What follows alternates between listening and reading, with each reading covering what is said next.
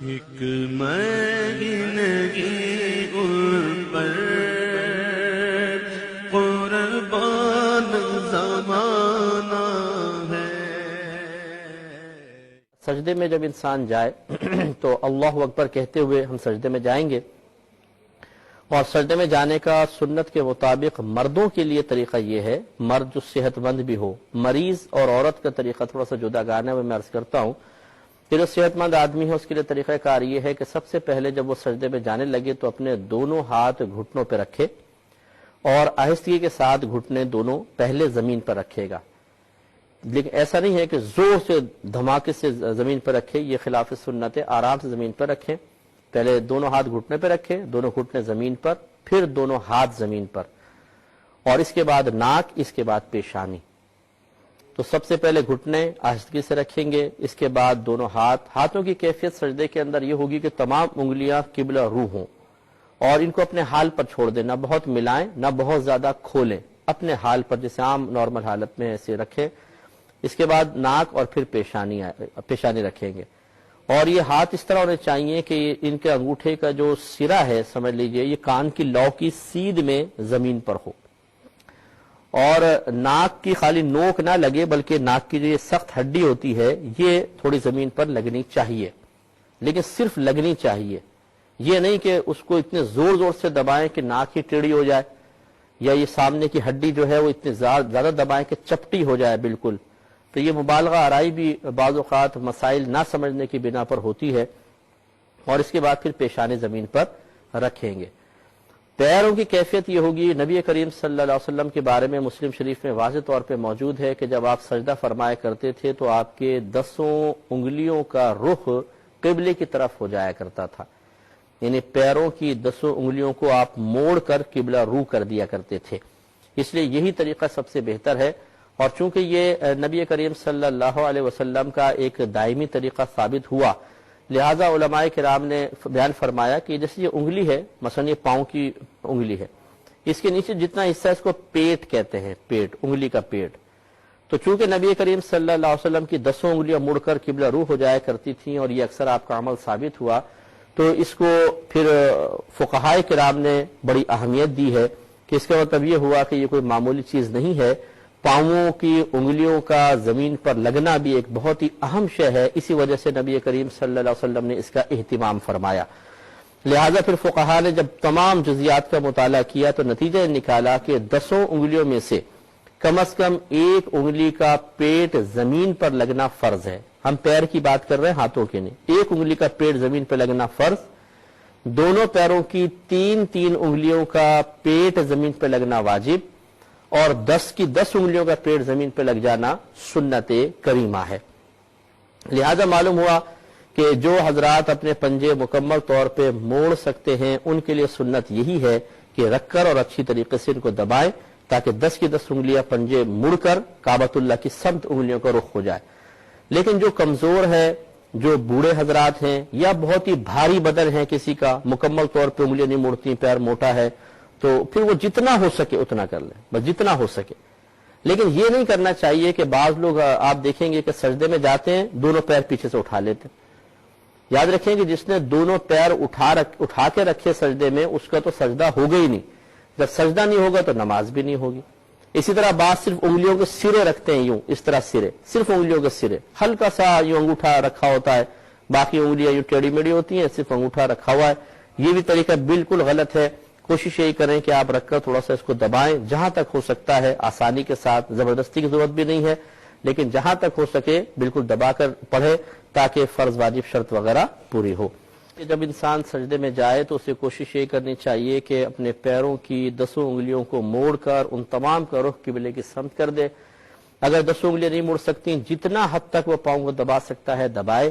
ہاں جو مجبور ہے وہ معذور ہے، تو شریعت نے اس کو پھر رعایت دی ہے۔ اگر کوئی ایسے ہیں کہ بہت ہی بھاری بدن ہے، پاؤں پنجے مڑتے ہی نہیں ہیں، اس میں پھر اگر سیدھی بھی انگلی کھڑی کریں گے تو انشاءاللہ ان کا سجدہ ہو جائے گا، اللہ تعالیٰ قبول فرمائے گا۔ لیکن یہ جو حضرات کرتے ہیں کہ پاؤں دونوں کے دونوں اٹھا لیتے ہیں، یہ بالکل غلط ہے، اس طریقے سے نہیں کرنا چاہیے۔ تو یہ اچھا، اب سجدے میں ہونا ہی چاہیے کہ آپ نے سب سے پہلے ہم صحت مند اور مرد کے بارے میں عرض کر رہے ہیں کہ پہلے دونوں گھٹنوں پہ ہاتھ رکھیں، پھر نرمی سے دونوں گھٹنے زمین پر، پھر دونوں ہاتھ، پھر ناک، پھر پیشانی، اور پیروں کی 10 انگلیوں کو موڑ کر قبلہ رو کر لیا جائے۔ اور مرد کے لیے سنت مبارکہ یہ ہے کہ اس کی پنڈلیاں زمین سے تھوڑی اونچی ہوں اور رانے پنڈلیوں سے جدا ہوں، پیٹ رانوں سے جدا ہو، اور یہ بازو جو ہیں یہ تھوڑا سا پھیل کے وہ سجدہ کرے، لیکن ایسا بھی نہ کرے جماعت کے اندر کہ یہ پھیلایا، ایک آدمی ادھر گیا بیچارہ ایک ادھر گیا، یہ غلط طریقہ ہے۔ تو پھر آدمی سمٹ بھی سکتا ہے کیونکہ پڑوسی کا بھی لحاظ کرنا ہوتا ہے، لیکن جب تنہا نماز پڑھ رہے ہوتے ہیں تو پھر اچھی طریقے سے پھیل کر سجدہ کرنا مرد کے لیے سنت کریمہ ہے۔ اور حالت سجدہ میں انسان کی نگاہ ناک کی نوک پر ہونی چاہیے، یہ مستحب ہے۔ اس پہ انشاءاللہ اس کی وجہ سے وسوسے کم سے کم آئیں گے، جیسے کہ میں نے آپ کی خدمت میں وضاحت عرض کی تھی۔ یہ مرد کے لیے سجدہ کرنے کا طریقہ ہوتا ہے۔ اب جو بیچارے کمزور حضرات ہیں یا بوڑھے حضرات ہوتے ہیں یا خواتین ہیں، اگر یہ اس طرح کریں کہ سجدے میں جاتے ہوئے پہلے دونوں ہاتھ زمین پر رکھ لیں پھر گھٹنے رکھیں تو اس کی بھی گنجائش نکل سکتی ہے، اس میں کوئی حرج نہیں ہے۔ اور خواتین کے لیے سنت مبارک یعنی مستحب طریقہ یہی ہے کہ یہ سمٹ کے سجدہ کریں۔ اچھا، مرد کے لیے ایک بات مزید رہ گئی تھی کہ کلائی جو ہے یہ زمین پر بچھی ہوئی نہ ہو۔ نبی کریم صلی اللہ علیہ وسلم نے منع فرمایا کہ اس طرح سجدہ نہ کرو کہ تمہاری کلائی یوں بچھی ہو جیسا کتا اپنی کلائی بچھا لیتا ہے۔ تو آپ نے دیکھا ہوگا کتا کبھی بیٹھتا ہے تو پوری کلائی بچھا کے بیٹھتا ہے وہ دونوں ہاتھوں کی، تو نبی کریم صلی اللہ علیہ وسلم نے اس سے منع فرمایا۔ پنجہ لگے زمین پر اور اس کے بعد یہ ہاتھ اٹھا ہوا ہونا چاہیے، لیکن بہنوں کے لیے سمٹ کے سجدہ کرنا یہی مستحب ہے۔ ویسے تو دیکھیں نبی کریم صلی اللہ علیہ وسلم نے جو طریقہ بیان فرمایا وہ مرد عورت دونوں کے لیے، اس کو کوئی انکار نہیں کر سکتا ہے، لیکن یہ طریقہ زیادہ سے زیادہ سنت ہے، پھیل کے سجدہ کرنا زیادہ سے زیادہ سنت ہے۔ جبکہ عورت کے بارے میں اس کے ستر کی حفاظت، اس کے پردے کا معاملہ، اس پہ اتنی سخت وعیدات ہیں اور اتنا سخت شریعت کی طرف سے مطالبہ ہے کہ وہ قریبہ واجب ہے، اور واجب کو پورا کرنا، فرض کو پورا کرنا سنت کی رعایت سے بہتر ہوتا ہے۔ اس لیے فقہائے کرام نے اور کئی صحابیات کے عمل بھی ثابت ہیں، مصنف ابن ابی شیبہ آپ کتاب اٹھا کے پڑھے کہ سمٹ کے سجدہ کرنے کا بالکل حکم بھی ہے، اور خواتین سے ثابت ہے صحابیات سے کہ وہ سمٹ کے سجدہ کیا کرتی تھی۔ تو لہٰذا پھر عورتوں کے لیے حکم یہی ہے کہ وہ سمٹ کے سجدہ کرے، بہت پھیل کے مردوں کی طرح سجدہ نہ کرے۔ کہ اگر خواتین سجدہ کریں تو یہاں دو چیزیں ہیں، اگر وہ مردوں کی طرح سجدہ کرتی ہیں تو زیادہ سے زیادہ سنت کی ادائیگی ہے، اس کو سب سنت ہی مانتے ہیں، کوئی فرض یا واجب نہیں کہتا کہ مردوں کی طرح پھیل کے سجدہ کرنا کوئی فرض ہے واجب ہے، زیادہ سے زیادہ سنت ہے۔ اور عورت کا پردہ کرنا، عورت کے لیے ستر کی حفاظت، اور اس کے علاوہ اور بہت ساری ایسی چیزیں جن میں عورت کی کوئی بے پردگی کا معاملہ ہو، ان چیزوں سے بچنا عورت کے لیے فرض یا واجب کا سا درجہ رکھتا ہے، اور بہت زیادہ اس پہ شدت بھی کی گئی ہے، شریعت کی طرف سے وعیدات بھی بیان کی گئی ہیں۔ لہٰذا جب بعض صحابیات کا ایسا عمل بھی ثابت ہے، جیسے میں نے آپ کو کتاب کا حوالہ دیا کہ مصنف ابن ابی شیبہ میں آپ دیکھیں،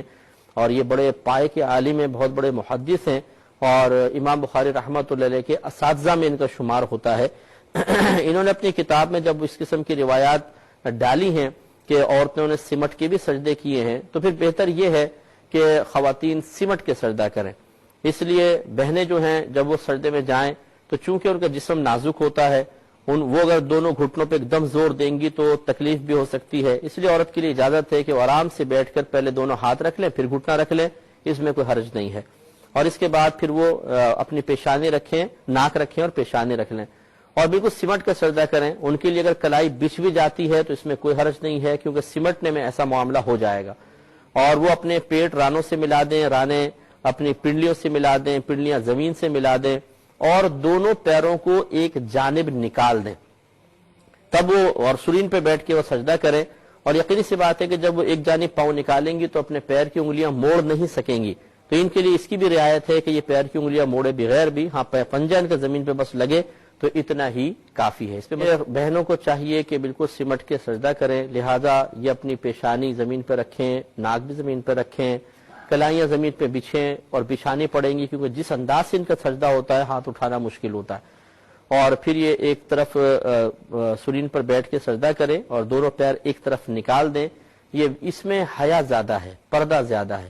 ایک عورت پھیل کے سجدہ کرے مردوں کی طرح، آپ اگر کسی کی نگاہ اس پر پڑ جائے، اور ایک عورت سمٹ کے سجدہ کرے تو آپ غور کر لیں کہ ستر کی حفاظت، پردہ اور شرم و حیا کا زیادہ اظہار کس صورت میں ہے؟ تو اس لیے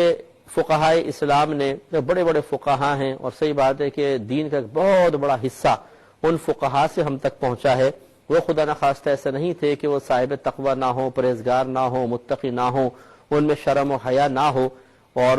شریعت کی پاسداری کا وہ لحاظ نہ کرتے ہوں، ایسی بات نہیں ہے۔ وہ تمام اچھے اوصاف کے حامل تھے اور انہوں نے بہت سوچ سمجھ کے یہ معاملات ذکر فرمائے ہیں، لہذا بہنوں کو چاہیے کہ وہ سمٹ کے ہی سجدہ کریں، یہی ان کے لیے افضل اور مستحب